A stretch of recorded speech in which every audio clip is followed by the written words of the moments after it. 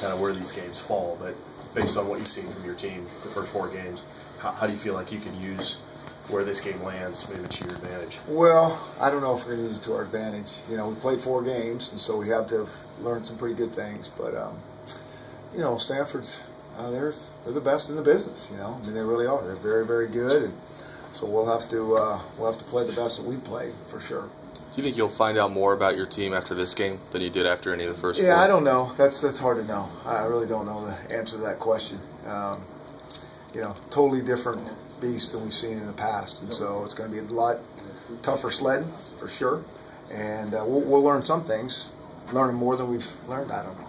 Coach Smith said yesterday it can get depressing watching film with the Stanford defense as an offensive guy. Yeah. Same feelings for you, or do you, in some maybe sick way, really enjoy this challenge of where every yard's gonna matter? Yeah, I think it's tough. I mean, you put the tape on. You know, each week's a new thing. You put the tape on, you're like, oh, okay, I get it now. I get why they've been to so many big bowl games in the last, whatever years. I mean, there's always a reason. It's not luck. I mean, they got good players that are well coached and they play hard. So you mentioned they're the best in the business. I mean, from the way they recruit to the way they play on the field and everything they do, are they kind of the benchmark right now in terms of how you approach it? I mean, I think there's a few teams that you could say are benchmark, but certainly Stanford's one, not just in our conference, but in the country without question. Extremely impressive. With the weather being the way it is, how do you feel your team is practiced and prepared for the challenges this Saturday? Well, because of the weather? Well, I mean, just the way the practice has been going. I know you've been inside a little bit and outside some. Well, we would be outside. I mean, we think the weather's going to be pretty good on Saturday, so we've been outside a couple days, inside a couple days, and the weather shouldn't be the factor in the game. How has the team responded though, coming back after the game on Saturday? I think they're fine. We're kind of on to that next challenge. We moved past that last game always really rapidly, and okay, what are we looking at now?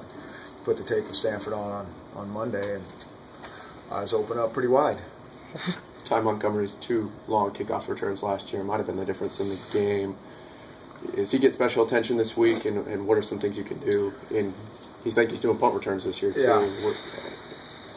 What can you do? He is a difference maker in every game, and so yeah, he does get special attention. Exactly what you do. I mean, I think everybody has their plan for him.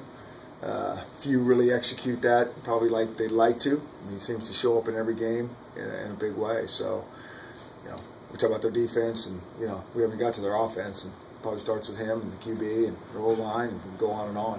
What are you pleased with your special teams and coverage units for the first month? Yeah, I think our coverage units have been pretty good. I think we're making progress there. I don't think we've been challenged like we will be this week. So that'll be something that certainly will be, for us to pay attention to, and that will be kind of a benchmark to see where we are on special teams for sure. What's the expectation for John Ross on Saturday?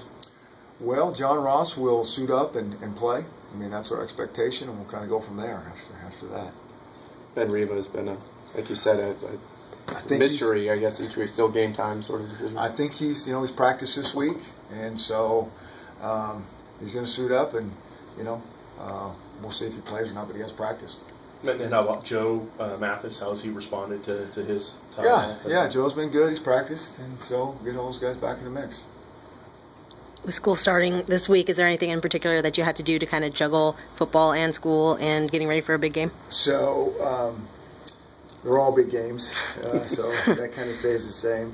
We've had to get them off the practice field ASAP. Nobody can really linger unless they don't have class right away, but it seems like 3/4 of the team has class right after practice, so they got to get in there, get showered, and go. And so that's it's been different, but we've been talking about it, trying to prepare them for it. And now it's plan in place. Let's go. What if they really want to do media interviews after practice?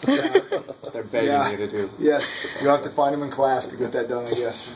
So. Notice the hat with the blackout. Was that something that was going to be planned, whether it was at 1 o'clock in the afternoon or 7 o'clock at night? Yeah, I don't think time has anything to do with it. I think they're planned way in advance, so people can get their gear and kind of know that. I don't think it has to do with night or day or anything. Yeah, I wear this hat every day though, so it's every game day. Yeah. Well, yeah, obviously Stanford is built kind of old school on offense, that offensive line. We've heard a lot about that this week and over the last few years. But what kind of stress do they put on the defense in general, but it's specifically trying to get off a field? They do such a great job of ball control and keeping it away from some of the elite offenses in the Pac-12 has really been their strength. I mean, that's their style. I mean, they're good at grounding out, huddling up, eating clock up, not letting the other side have the ball as much. Play field position game. I mean, very much kind of a pro-style mentality, pro-style approach in terms of all that, and they're darn good at it. I mean, with those guys, it really wouldn't matter what their style is. They'd be good at what they do, but that's what they've chose to do, and it's really good because there's so few teams that are like that right now that makes it a little bit of an anomaly as well. Their passing game matured a little bit over the last year or so. Well, I haven't seen them from the last year or so, but I know they got an experienced quarterback, and the receivers are all very good. And so, I mean, they're efficient as all get out. I mean, I think he's completing 70% of his passes, and it starts with a power run game, and so it's a nice combination. Defending a philosophy like that, is the battle of third down maybe even more critical than just the way they want to chew clock and do that? I think third downs are always important.